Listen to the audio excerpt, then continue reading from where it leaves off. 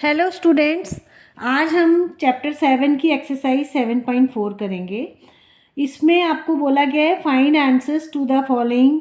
नीचे जो आपको क्वेश्चन दिए हुए इनको आंसर्स फाइंड आउट करने, write and indicate how do you solve it. और उनको सॉल्व करके बताना भी है कि आपने कैसे करा इसको। तो फर्स्ट क्वेश्चन ए पार्ट है, इज़ 5/9 इक्वल टू 4/5। क्या ये दो फ्रैक्शंस इक्वल हैं? तो इसके लिए हम सबसे पहले आप ध्यान से देखोगे तो दोनों एक तो प्रॉपर फ्रैक्शन है और अपनी सिंपलेस्ट फॉर्म में भी है। 4/5 में भी कोई कॉमन फैक्टर नहीं है, 4/5 में भी कोई इसमें नहीं है, 5/9 ये भी सो कोई नहीं है। तो हम क्या करेंगे, इसमें एलसीएम फाइंड आउट कर लेंगे 9 और 5 का। 3 3 ज़ा और 5 ऐसे कैसे कैरी कर लेंगे, 3 1 ज़ा, 5 नीचे आ जाएगा और 5 1 ज़ा। तो एलसीएम कितना हो गया आपका 45। इन सबको मल्टीप्लाई अगर आप करके देखोगे तो आपका एलसीएम 3 3 ज़ा 9, 5 ज़ा 45। वैसे भी आप देखोगे कि अगर कोई दो नंबर हैं डिनोमिनेटर में और उनका कोई कॉमन फैक्टर नहीं है, कोई भी दोनों में कॉमन फैक्टर नहीं है, जैसे 9 और 5 का कोई भी कॉमन फैक्टर नहीं है, तो ऐसे केस में एलसीएम उन दोनों का मल्टीप्लाई करके आ जाता है, उन दोनों का प्रोडक्ट ही होता है उनका एलसीएम, क्योंकि कोई कॉमन फैक्टर तो है नहीं। चाहे आपको उसको 3 3 ऐसे करके हमने किया और सिंपली आप मल्टीप्लाई करके भी एलसीएम निकाल सकते हो। तो अब हम इन दोनों फ्रैक्शंस को लाइक फ्रैक्शन में चेंज करेंगे और इनका डिनोमिनेटर हम करेंगे 45। तो पहले हम 5/9 लेते हैं, इसको हम 5 से करेंगे डिनोमिनेटर में, तो न्यूमरेटर में भी करेंगे। To find the like fraction 25/45 आ गया आपका। सेकंड आपका है 4/5, इसको हम 9 से करेंगे, ऊपर भी न्यूमरेटर में भी करेंगे, तो ये आपका आ गया 36/45। अब आप इसमें देख रहे हो जो आपके नए फ्रैक्शंस आए हैं 25 और 36 में 25 जो है वो छोटा है और 36/45 बड़ा है। तो आपने देखा इसमें 25 हमें किसके इक्वलेंट है, 5/9 के। तो इसका मतलब ये हुआ 5/9 भी छोटा है 4/5 के, और छोटा है तो इसका मतलब इक्वल नहीं है। तो आप लिखोगे 5/9 इज़ नॉट इक्वल टू 4/5। यहाँ पे आप सेपरेट करके भी लिख सकते हो, और इसमें आप आंसर में लिख दो no the fractions are not equal.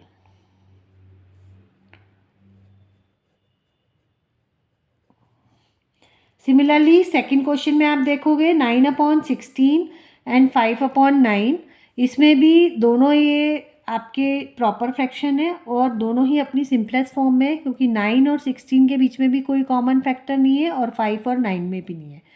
तो इसमें भी आप देखोगे 16 और 9 में भी कोई कॉमन फैक्टर नहीं है, तो इसका भी प्रोडक्ट जो होगा वही एलसीएम होगा 16 और 9 का। फिर भी देखो हम साइड में निकाल के देखते हैं, 16 और 9 लिया हमने, 2 से करेंगे 8 टाइम जाएगा, 9 ऐसे ही कैरी करेंगे, फिर 2 से करेंगे 4 टाइम, 9 ऐसे ही कैरी करेंगे, 2 2 ज़ा 9 ऐसे ही, 2 1 ज़ा 9 कैरी करेंगे, फिर 3 से करेंगे और फिर अगेन 3 से करेंगे।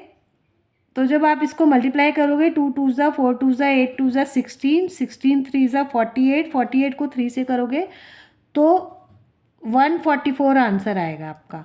और आप 16 को 9 से भी डायरेक्ट करोगे तब भी 144 आएगा। तो आपको देखो मैंने बताया कि जब कॉमन फैक्टर ना हो तो इन दोनों को मल्टीप्लाई करके भी आप निकाल सकते हो एलसीएम।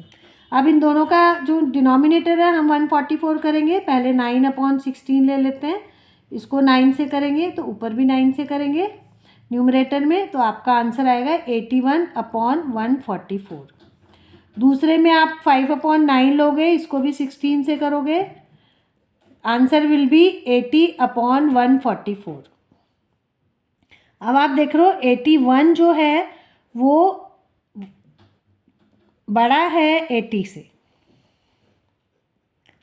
इसका मतलब ये हुआ कि 81 किसके इक्वल है, 9/16 के। तो 9/16 जो है वो बड़ा हो गया 5/9 के, और इक्वल तो बिल्कुल भी नहीं हुआ। क्योंकि ये तो बड़ा है, तो हम लिख सकते हैं ऐसे, नहीं है इक्वल, तो आप लिखोगे no fractions are not equal. Similarly इस केस में देखेंगे आप 4/5। अब इसमें सी पार्ट जो है इसमें आप देखोगे ये सिंपलेस्ट फॉर्म में है, ये नहीं है, 16/20। तो हम इसमें वो वाला फॉर्मूला कर सकते हैं कि इसकी भी सिंपलेस्ट फॉर्म निकाल लें, इसमें एलसीएम की ज़रूरत नहीं है। तो चलो 16 की सिंपलेस्ट फॉर्म निकाल लेते हैं हम। ये दोनों 4 से डिवाइड हो जाएंगे, तो आंसर क्या आ जाएगा आपका 4/5। और ये तो ऑलरेडी सिंपलेस्ट फॉर्म में है, तो दोनों इक्वल हो गए। 4/5 is equal to 4/5, so fractions are equal. या आप इसको ऐसे भी कर सकते हो कि इसको मल्टीप्लाई करके इस फॉर्म में ले आओ, 5 को 4 से करेंगे तो न्यूमरेटर में भी करेंगे 4 से, तो 16/20 आ जाएगा। दोनों में से कोई भी मेथड कर सकते हो आप। नेक्स्ट आपका है 1/15। ये ऑलरेडी अपनी सिंपलेस्ट फॉर्म में है, हम इसको सिंपलेस्ट फॉर्म में ले आते हैं, इसमें एलसीएम वाला फॉर्मूला करने की ज़रूरत नहीं है। आप 4/30 है, इसमें देखो 4 से 30 तो डिवाइड नहीं होगा, तो कॉमन फैक्टर हम 2 ले लेते हैं इसमें, तो आपका आ जाएगा 2/15। ये इसकी सिंपलेस्ट फॉर्म आ गई। और ये दोनों देखो लाइक में भी चेंज हो गए, लाइक फ्रैक्शन में 1/15 इज लेस देन 2/15, और क्योंकि 1 इससे कम है तो इक्वल तो बिल्कुल भी नहीं है, हम ऐसे लिख सकते हैं नॉट इक्वल। तो लिखेंगे no fractions are not equal. तो इस तरह आपने देखा, हमने जो फ्रैक्शंस के इक्वलेंट फ्रैक्शन के से या एलसीएम से अलग अलग डिफरेंट मेथड से आपने फाइंड आउट किया कि कैसे फ्रैक्शंस इक्वल हैं कि नहीं है। तो आपको आई थिंक क्वेश्चन समझ में आया होगा, कंसेप्ट क्लियर होगा। मैं आपसे यही एडवाइस करूँगी कि आप वीडियो देखने के बाद खुद से बैठकर इस क्वेश्चन को ज़रूर सॉल्व कीजिए, तभी आपको कंसेप्ट क्लियर होगा। Thank you.